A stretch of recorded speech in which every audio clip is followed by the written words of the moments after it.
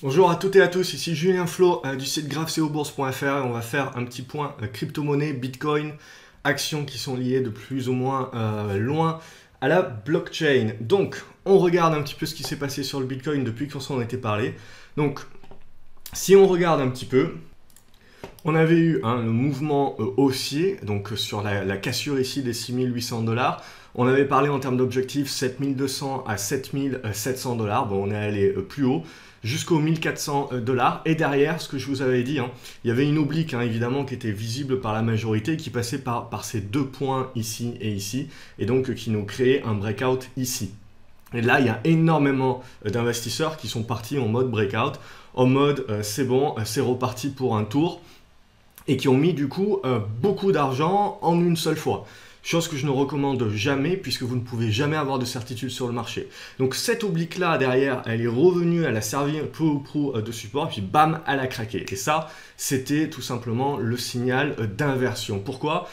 C'était ce que je vous avais dit à mon analyse précédente. Moi, je préférais en fait mettre en place cette oblique ici, cette oblique descendante là, pour dire voilà, c'est uniquement sur la cassure de cette oblique là qu'il faudra redevenir haussier à plus moyen long terme sur le Bitcoin, pas avant. Pour le moment, on a eu des cassures, mais c'était des cassures intermédiaires. Et ce que je vous avais dit donc la fois dernière dans l'analyse, c'était que ce qui allait être maintenant intéressant, c'est de voir comment la consolidation allait se comporter pour pouvoir là se décider à pouvoir rentrer des positions plus que sur du court terme. Donc on a fait le mouvement court terme, on attend de voir la consolidation, et en règle générale, si la consolidation s'était bien mise en place, là, on prenait des positions beaucoup plus sur le moyen terme et on était sécurisé par les gains qu'on avait déjà encaissés sur le premier mouvement de court terme. Et là, en l'occurrence, la consolidation, bam, elle a craqué très rapidement. Ça, c'est jamais bon signe. Donc, on a eu très peu de résistance de la part des acheteurs, alors qu'on avait eu quand même un bon mouvement de rebond.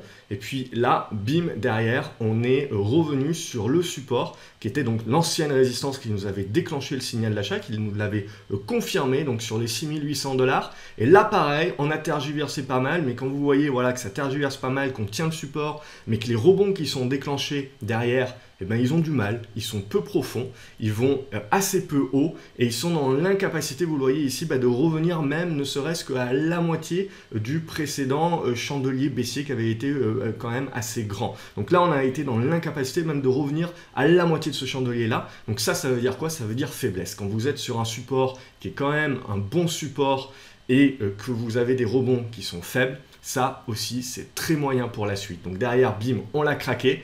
Et là, maintenant, on est en train de revenir, vous le voyez, sur cette zone ici de support. Potentiellement, ça peut lancer un rebond technique, mais ça ne restera pas plus qu'un rebond technique, tout simplement parce qu'on a eu des gros volumes à la vente également, et que donc dorénavant, sous les 6900 $, il faut à nouveau redevenir très prudent et assez négatif sur le Bitcoin. Donc on a épais tout simplement. Pourquoi? Parce qu'on a beaucoup de gens ici qui ont cru, qui y sont allés avec des montants trop importants, et ils ont fait tout simplement pris une décision sur la base d'un signal intermédiaire et pas d'un signal majeur. Et donc ils sont rentrés en avance sur le marché et ils se sont fait retourner derrière. Donc derrière, c'est ce qui explique aussi la forte décrue, puisqu'on a un effet mode panique, c'est-à-dire que les gens qui sont rentrés évidemment avec des montants assez élevés, et bien dans la foulée, quand ils voient un petit peu leur investissement fondre comme neige au soleil et ça va très très vite, et ben ils sont impulsifs et ils sont plus du tout dans une analyse rationnelle de la chose et ils vendent parce que les autres vendent tout simplement et chacun a ses limites, ce qui fait qu'en fait on a des mouvements de vente qui vont se succéder les uns après les autres, ce qu'on appelle un effet boule de neige, puisque même les précédents qui avaient acheté plus ou moins tôt ou qui étaient capables de encaisser une perte latente, et ben au bout d'un moment, chaque homme a son prix. Au bout d'un moment, on arrive à un effet, à un montant qui est un moment de panique où forcément on doit se couper un bras. Donc là, on est en train de revenir du coup vers cette grosse zone des 5700 $, 6000 $, qui est notre grosse zone de support majeure de long terme. C'est absolument la zone à ne pas casser à la baisse, sinon ça risque également d'être dans une continuation baissière. Alors, vous remarquerez que là, on a eu des bons rebonds, on a su anticiper ces rebonds-là, en profiter, mais ce que vous voyez, c'est qu'en aucun cas, c'est ce que je vous disais lors des précédentes vidéos, en aucun cas ces rebonds renversé la tendance de fond qui est baissière maintenant depuis le début de l'année. Donc on n'a absolument pas renversé. Et c'est pour ça que je privilégiais encore cette oblique baissière où je me disais, tant qu'on n'a pas cassé celle-ci, je n'ai pas de confirmation de mouvement. Donc j'ai un bon rebond, mais j'ai absolument pas une relance haussière que je peux interpréter comme étant de long terme. Donc c'est ça le niveau de méfiance. Donc là, derrière, ça a été confirmé dès qu'on a cassé les 7700 $ et encore plus confirmé dès qu'on est repassé en dessous des 6800 $. En général, de toute façon, quand vous repassez en dessous d'un niveau dont la cassure à la hausse avait déclenché votre signal d'achat, c'est tout simplement que votre signal est caduque et qu'il faut, en tout cas, si vous n'êtes pas sorti auparavant de par les différents signaux, au moins il faut sortir à break-even là-dessus pour pas que ça vous coûte de l'argent. Et derrière, ça vous permet voilà, d'être relativement serein et de continuer à voir la suite. Donc là, on est typiquement là, c'est-à-dire que la consolidation que l'on pouvait attendre et qui pouvait créer un squeeze et une congestion qui pouvait donc nous donner à ce moment-là une confirmation d'une relance haussière, eh ben, il n'a pas eu lieu et on a cassé par le bas. Donc là, tout est à refaire. On est dans une tendance baissière, en dessous du niveau des 6900 $ qui est dorénavant pivot. Et donc, tout simplement, là, on est en attente. On attend la suite des opérations. On peut avoir éventuellement du rebond technique intermédiaire, mais tant qu'ils resteront sous les 6900 $, il n'y aura pas grand-chose à se mettre sous la dent. Si et seulement si on arrive à revenir au-dessus des 6900 $, et bien là, on se remettra dans une configuration assez intéressante, mais on aura l'occasion d'en reparler. C'est d'ailleurs très intéressant parce que ce qu'on s'était dit également la semaine dernière, c'est que ce qu'on voyait sur le Bitcoin, c'était que c'était le Bitcoin qui avait bien rebondi et les altcoins, les autres crypto-monnaies, elles étaient toujours en train de naviguer sur leur plus bas. Et donc toujours dans des situations où il n'y avait pas eu nécessairement de signaux d'achat, même pour des rebonds, et on était toujours un petit peu méfiant. Donc c'est assez intéressant parce qu'on a cette tendance à dire que le Bitcoin drive le marché des crypto-monnaies, hein, ce qui est vrai, c'est encore la plus grosse capitalisation au niveau de toutes les crypto-monnaies. Mais en fait, là, ce qui avait été très intéressant, c'est qu'on avait eu un mouvement acheteur, donc de court terme, sur le Bitcoin qui avait été absolument pas suivi sur les autres crypto-monnaies. Alors la question qu'on est en droit de se poser, c'est que est-ce que justement le Bitcoin a été driver dans ce sens-là, mais le fait que les autres crypto-monnaies n'aient pas suivi, c'était une indication supplémentaire de faiblesse, parce que, en fait, si on veut croire à un renouveau haussier des crypto-monnaies, en fait, du Bitcoin, il faut que l'ensemble du marché monte. Hein. Donc, dès qu'on a voilà, des crypto-monnaies quand même majeures, moins majeures que le Bitcoin, mais qui ne suivent pas, c'est aussi quelque chose que maintenant qu'il faut intégrer comme étant une alerte. Et donc, il faut tendre pour les personnes qui sont long terme sur les cryptos, qui pensent que ça doit se relancer à la hausse à l'avenir.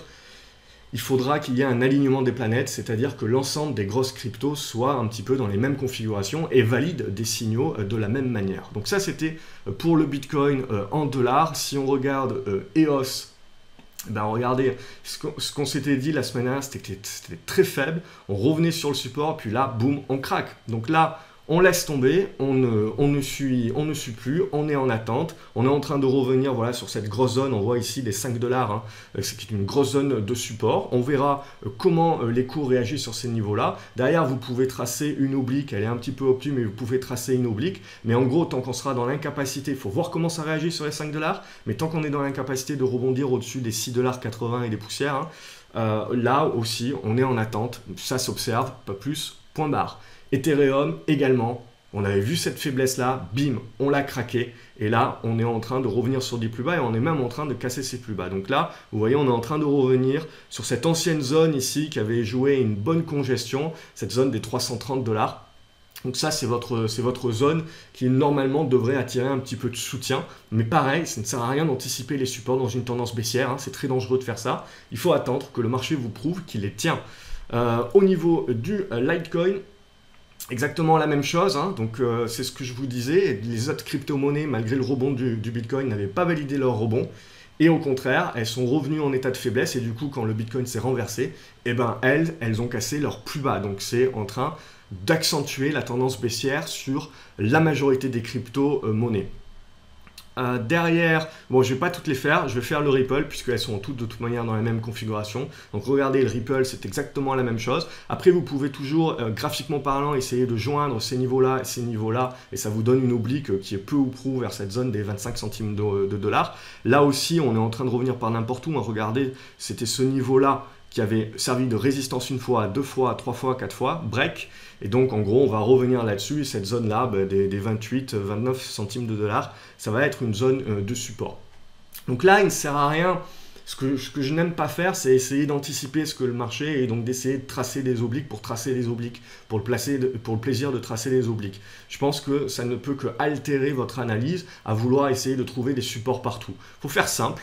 Il faut regarder dans l'historique, hein, le support, la résistance qui a cassé et qui a déclenché le précédent mouvement, eh ben, c'est votre support. Et donc ici, ben, ce support-là, il va être à partir de cette zone des 29 centimes de dollars. Bien évidemment, c'est si on prend en compte les mèches, si on prend en compte les corps des chandeliers, on est plus sur la zone des 28 centimes de dollars. C'est pour ça que je préfère toujours avoir cet horizon de me dire oui, c'est vers ce niveau-là qu'il y a le support, mais j'attends que le support soit validé par le marché. Et là, après, j'attends de voir la configuration et de voir du coup si ça m'intéresse de rentrer. Donc du coup, si on regarde au niveau des trackers, les trackers n'ont pas trop bougé, les trackers qui sont orientés actions, qui sont liés à la blockchain. Donc là, ça ne bouge pas trop. On est toujours coincé entre deux eaux. Il faut casser ces 21 $ pour déclencher le signal. Si on regarde également, ici, on est lié au Bitcoin. Ben, pareil, forcément, on est un petit peu, on tergiverse un petit peu pas mal. Là, le gros niveau, il est sur les 12,32 et on a un niveau intermédiaire sur les 10,80. Bitcoin Group, ça c'est une action qui est cotée en Allemagne, elle se comporte pas trop mal et en fait c'est ce que je vous dis souvent, c'est les actions c'est quand même nettement plus intéressant. Si vous voulez spéculer sur la blockchain, sur les crypto-monnaies, ok, soit, je peux le comprendre, mais c'est de la spéculation, ce n'est jamais de l'investissement. Par contre, ce que je préfère tout simplement, c'est acheter des actions directement. C'est un marché régulé, vous avez le carnet d'ordre, vous avez quand même la capacité, il y a du volume, etc. Vous avez la capacité d'acheter, vendre et surtout, vous n'avez pas besoin de vérifier que vous n'êtes pas sur un broker véreux qui vous retransmet pas forcément les bons niveaux de prix, hein, puisque sur un marché non régulé, je vous rappelle que c'est le broker qui est chargé de répliquer les prix et il peut, s'il le veut, répliquer les prix à son propre avantage comme il en a envie.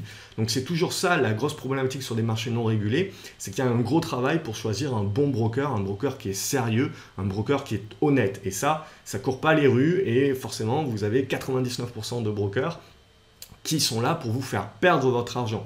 Donc bien évidemment, il faut trouver les bons brokers. J'avais déjà écrit un article sur le sujet au niveau des brokers qui sont intéressants au niveau des cryptos. Et bon, personnellement, même si je vous fais des analyses crypto, parce que je suis là pour vous aider et pas pour vous vendre une formation sur les cryptos, hein, parce que pour moi, c'est de l'analyse graphique et c'est exactement la même chose. Vous êtes sur de la spéculation, donc vous êtes sur de la psychologie des foules, donc on est sur de la pure analyse graphique, analyse technique, et vous pouvez appliquer exactement les mêmes choses que l'on applique sur les actions, sur les cryptos. Il n'y a absolument pas besoin d'apprendre quoi que ce soit de nouveau, c'est juste un petit peu plus volatile et point barre.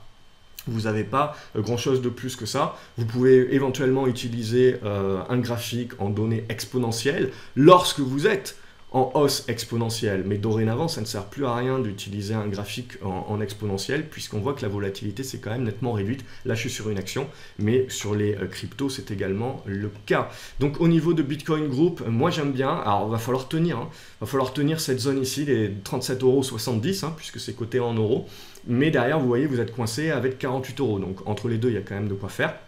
Si vous êtes court terme, mais il faudra, pour relancer la machine à long terme, il faudra bien évidemment casser cette zone à la hausse. Pour le moment, donc, il n'y a pas grand-chose de plus à se mettre sur la dent. J'avais suivi Marathon Patent à un moment donné. Là, pour l'instant, je ne la suis plus.